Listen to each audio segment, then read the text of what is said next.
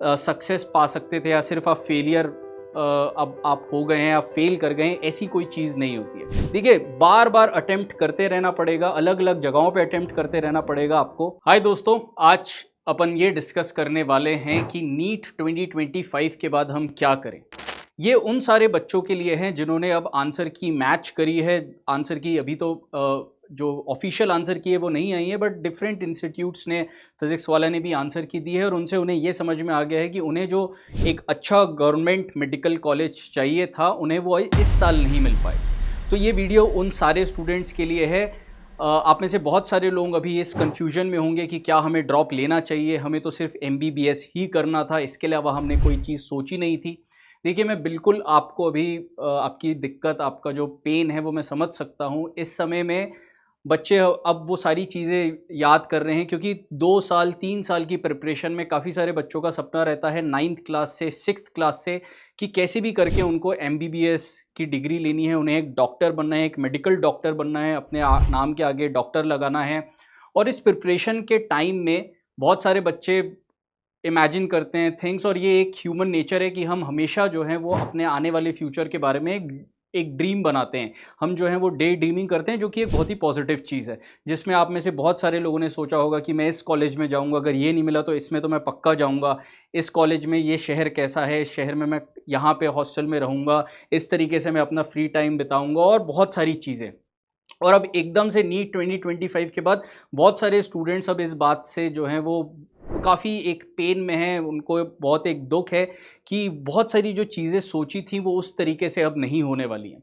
तो किस तरीके से इससे आगे निकलना है, ये वीडियो आप सबके लिए है। और आखिरी में मैं एक बहुत ही एक अच्छी स्टोरी आप लोगों के साथ शेयर करूँगा, एक real story captain Pratyush Sharma की। उससे आपको समझ में आएगा कि आपको किस तरीके से आपके जो ड्रीम है, आपने जो प्रिपरेशन करी है, उसमें सिर्फ और ये कोई एक बाइनरी चीज़ नहीं है, एक कंप्यूटर कोड नहीं है 0 या 1, या आप सिर्फ सक्सेस पा सकते थे या सिर्फ आप फेलियर अब आप हो गए हैं, आप फेल कर गए हैं, ऐसी कोई चीज़ नहीं होती है। कैप्टन प्रत्युष शर्मा, जो कि happens to be my cousin, मेरे भाई हैं और अभी इंडियन आर्मी में सर्व कर रहे हैं।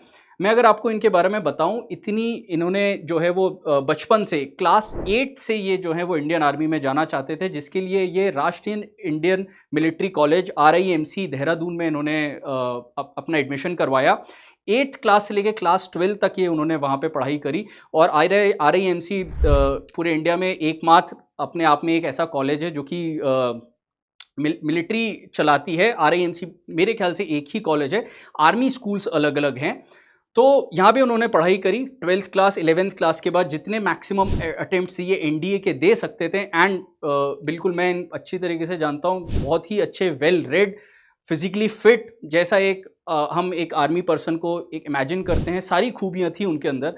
वो हर साल NDA का पेपर देते थे, हर साल NDA के इंटरव्यू तक पहुँचते थे, और हर साल उन्हें जो है वो सक्सेस नहीं मिलती थी। और NDA, जितने लोग जानते हैं, NDA का जब इंटरव्यू होता है, जब आप सेलेक्ट नहीं हो पाते हो, तब जो कमिटी रहती है, जो इंटरव्यू पैनल रहता है, वो कभी भी आपकी कोई खामियां नहीं बताता है कि इन वजह से हमने आपको सेलेक्ट नहीं किया। और वो हर साल निराश होके आते थे, हम सब निराश होते थे, हमें लगता था कि यार ऐसा कैसे हो सकता है। बट स्टिल सब लोग वो भी बहुत एक अच्छी तरीके से एक्सेप्ट करते थे जो भी आउटकम रहता था, अगले साल के लिए तैयारी करते थे, अगले अटेम्प्ट की तैयारी करते थे। ऐसे करते करते उन्होंने अपने सारे NDA के अटेम्प्ट दिए और उनका सिलेक्शन नहीं हो पाया, वो ड्रीम जो उन्होंने 8th क्लास से देखा था। फाइनली उन्होंने एक अच्छे इंजीनियरिंग कॉलेज में जाके कंप्यूटर साइंस में पढ़ाई स्टार्ट करी। कंप्यूटर साइंस में पढ़ाई स्टार्ट करने के बाद एक अच्छे नोएडा में वो उन्होंने अपना एक प्रोफेशनल कैरियर स्टार्ट किया कंप्यूटर साइंस की ही फील्ड में। बट उन्होंने CDS, जो आप में से बहुत सारे लोग जानते होंगे, IMA में जाने के लिए जो CDS पेपर रहता है, वो उन्होंने देना नहीं छोड़ा। एंड उसके भी वो जो है वो उन्होंने अपने अटेम्प्ट्स दिए।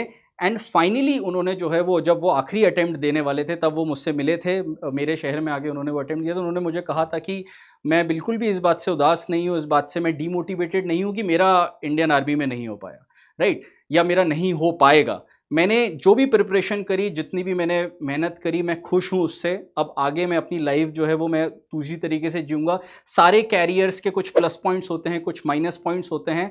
आप कोई भी आप ऐसी चीज़ नहीं है जो आप दूसरे अगर आप जगहों में जाओगे तो आप वहाँ पे आपके हैप्पी डेज नहीं होंगे या वहाँ पे आपके लो डेज नहीं होंगे, दोनों चीज़ें आपको मिलने वाली हैं, राइट। आपको सफिशिएंट मौके आगे भी मिलने वाले हैं, एमबीबीएस के बिना भी मौके मिलने वाले हैं। अगर आप ड्रॉप ले सकते हो, बिल्कुल आगे और चांसेस हैं आपके पास। उन्होंने सीडीएस दिया and finally he cracked it, और आज वो इंडियन आर्मी में सर्व कर रहे हैं till the last attempt. But यहाँ पे जो है वो जो मोटिवेशन वाली जो बात है, जो जिस बात से आप मोटिवेट होने चाहिए, वो ये नहीं है कि वो कैप्टन बन गए, वो इंडियन आर्मी में चले गए। बात ये है कि उनका एटीट्यूड टूवर्ड्स लाइफ हमेशा विक्टोरियस रहा, कि भले ही वो सेलेक्ट होते या नहीं होते, उन्होंने सब कुछ किया, उन्होंने सारी मेहनत करी, जिसको एक इंग्लिश में कहा जाता है कि ही लेफ्ट नो स्टोन अनटर्न्ड। उन्होंने हर एक प्रयास किया अपना एग्जाम क्लियर करने के लिए, बट उन्हें पता था कि ये सारी चीजें होने के बाद भी लक एक ऐसी चीज है जो कि कई बार आपके साथ नहीं रहती है। अब लक के बारे में अगर बात करें तो लक जो है वो, अगेन मैं इसको ये नहीं कहूंगा कि आप अपने आप को अनलकी आज से घोषित कर दो कि मैं तो अनलकी हूं, मैंने तो बहुत तैयारी करी थी, मेरे सारे सब्जेक्ट्स स्ट्रांग थे लेकिन फिर भी मेरा नहीं हो पाया। देखिए, बार बार अटेम्प्ट करते रहना पड़ेगा, अलग अलग जगहों पे अटेम्प्ट करते रहना पड़ेगा आपको। और आप देखोगे कि एक कॉन्सेप्ट होता है लक सरफेस एरिया का, मेरा खुद का नहीं है, मैंने भी कहीं से पढ़ा हुआ है। लक सरफेस एरिया का मतलब होता है कि आप जब बार बार चीज़ें अटेम्प्ट करते रहते हैं, आप जब बार बार चीज़ें ट्राई करते रहते हैं, किसी ना किसी पॉइंट पे सारी चीज़ें, सारे कहते हैं कि सारे स्टार्स अलाइन होंगे, आपका हार्डवर्क, डेडिकेशन, आपकी कंसिस्टेंसी के साथ लक भी आएगा एंड डेफिनेटली आप एक अच्छी जगह पे पहुंच जाओगे, राइट। तो इसी के साथ मैं वापस से यही कहना चाहता हूं कि अपनी लाइफ को आप अब एक बाइनरी उसमें मत देखो। ऐसा नहीं था कि अगर आप एक डॉक्टर बन भी जाते तो आगे अगर एक गवर्नमेंट मेडिकल कॉलेज में चली भी जाते तो लाइफ जो थी वो अल्ट्रा स्मूथ हो जाती।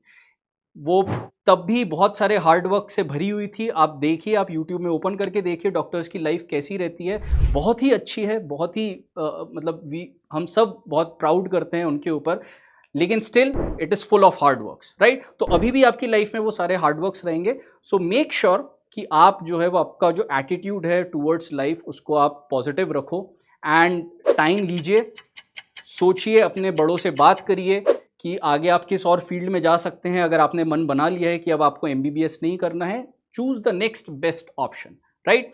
और जो बाकी चीज़ें जो मैंने बोली, डेडिकेशन, कंसिस्टेंसी, आपका टेम्परामेंट, ये आपको आगे भी काम आएगा। So with this note, thank you so much. और कोई भी अगर आपको बात है तो प्लीज़ कमेंट सेक्शन में लिखिए। Bye bye, take care.